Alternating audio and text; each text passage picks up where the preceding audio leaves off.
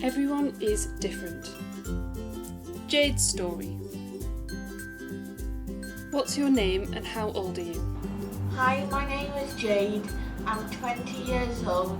What's your favourite activity at school? I studied travel and tourism at the College Durham. That I've been to so many different mainstream still because of issues relating staff at still. Where's your favourite place?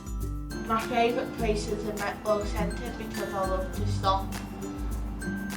However, because of my autism and because I try and limit myself down there, what I tend to do is to say, right, I'm only going there to get my face wipes because from flying out because they cheap there.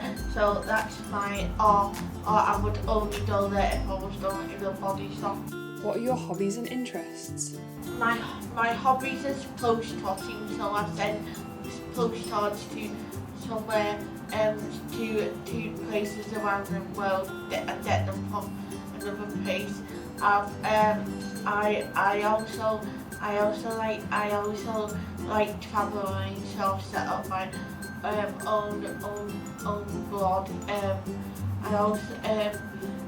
I also like baking and cooking, and as you already guessed, my favourite food is pizza, and I also like to act. Who is your best friend? Because of my autism, I've never really had a best friend, but I've made many friends at Torrance, and my best friend that was there the whole time was told Georgia, and she was there from start to finish. What's your dream job for the future? My dream job when I was younger was to become a chef, but I realised that's not possible right now, so my next dream job is to become a travel agent. What's your biggest achievement? I would say being able to just walk, because doctors never thought I would be able to walk, but I'm walking fine. What was it like when you got diagnosed with autism? Just before my 18th birthday, I got my diagnosis for autism. It was June 2019. I was like, yay, I've got my autism. And because I don't see other people's feelings, I can't see what my mum thought about autism or what my family and friends think about autism. The first time I noticed I had autism was when I met a friend here at Professional Children told Daniel he had Asperger's. However, they weren't diagnosing that at the moment when I had it, so I've got off. So even though I have got Asperger's, I've got autism. Did getting your diagnosis make any difference in your life? I'm not quite sure how it's made a difference in life.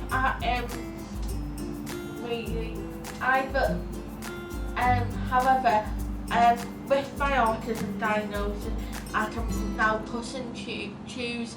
It makes it easier to explain to people, and it helps my other disabilities as well. People are a lot more understanding